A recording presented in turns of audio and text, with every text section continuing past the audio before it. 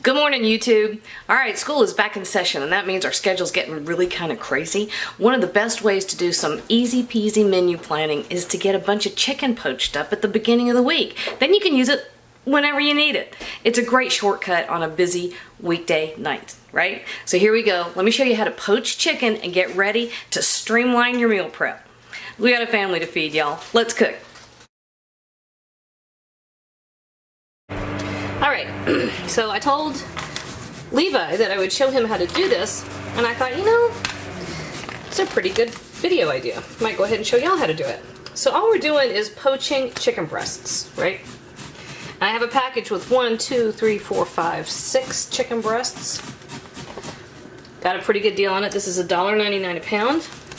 And I'm putting them in this shallow skillet because we can efficiently let them simmer. We're not after broth. We will get a very small amount of broth, but it won't be very high quality. There's no fat, there's no bones. So it'll be a little bit light on flavor, okay? So these are just going straight in here. You see that? Just like that. Now, let me get a quick wash. Because we're really only doing a couple other things over here to these. And why do you want to poach something? Well, it is a nice, gentle cooking method. It's a nice way to impart a lot of flavor. I'm going to put just enough water in here to cover those, okay? You could cover them with wine. And I always start with cold water. It lets everything come up to temperature at the same time.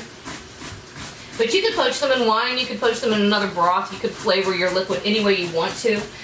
You could add onion, you could add carrots, celery, fresh herbs, big handfuls of thyme. That'd be great. But Levi's favorite food is chicken noodle soup.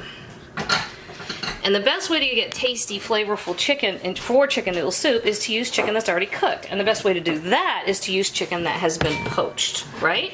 Right. All right, so here's what we're going to add to this. 3 whole garlic cloves. I wish I had a bunch of fresh thyme. I don't. So for the sake of expediency, I'm adding a tablespoon of dried thyme to our cooking water. I am adding 2 teaspoons of kosher salt. And I'm adding a half a teaspoon of red pepper flake, crushed red pepper flake. Why are we not focusing? And then once I find, aha, my peppercorns.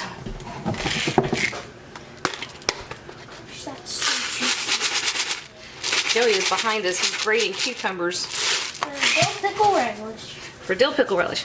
All right, teaspoon of black peppercorns. That's it. Now we're going to bring this up to temperature slowly. This is kind of going on medium-low, lowish heat. We're going to let it slowly come up to a simmer. And then we're going to let it simmer for about 20 to 25 minutes until those chicken breasts are cooked all the way through. So this is what we look like at this point. Wait a minute. There we go. This is what we look like at this point. I'll show you what we look like on the other side of the 25 minutes. Alright guys, we've been simmering, and when I say simmer, I'm meaning barely simmer, right? See how much that water's moving? Almost isn't? That's perfect. And it's been going for right about 30 minutes, and that's really, you want to keep it super low, okay? If you go higher than that, it's going to get tough, and nobody wants that. Alright, so here's what we do at this point. We find our tongs. Brian is very impatiently waiting around the corner.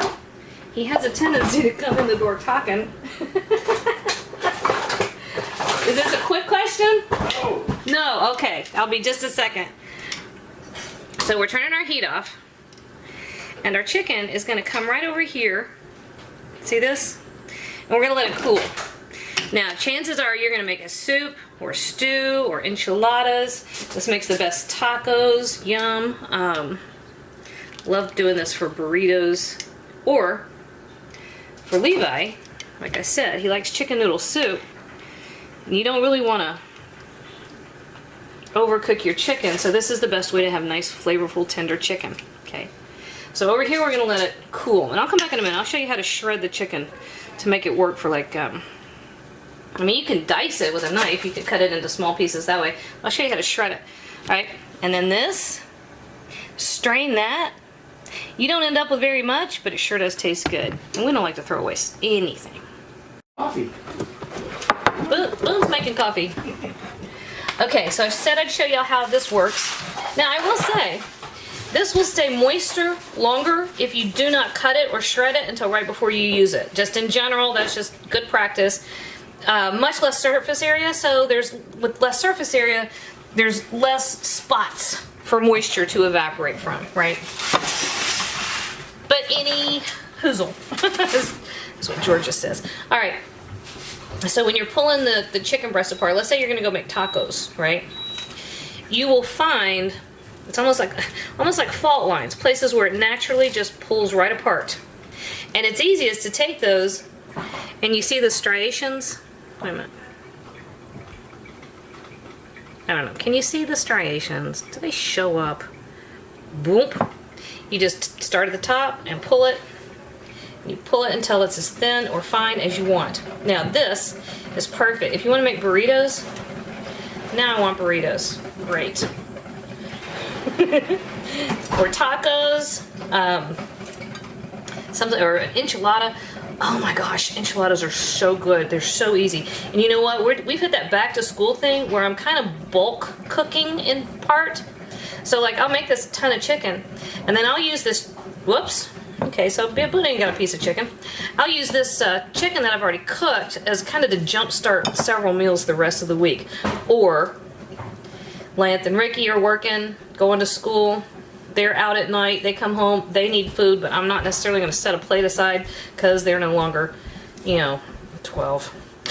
They're old enough to whatever. But they know how to cook with this. But having a little batch of something in your refrigerator, like this poached chicken, is an amazing way to kind of jumpstart stuff. Okay? Alright, y'all. Oh, y'all. That is how you poach chicken.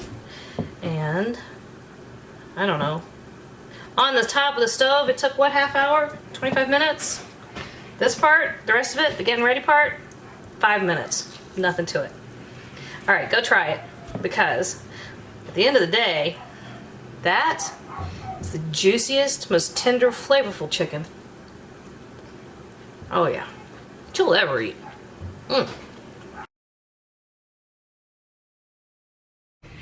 Hey YouTube, thanks for watching, and if you thought that video was helpful, do me a huge favor. Hit like, hit subscribe, hit the little bell so you get a notification whenever I post a new video. And if you have a second, hop on over to Patreon and check out how to support my channel even more. Again, thanks for watching.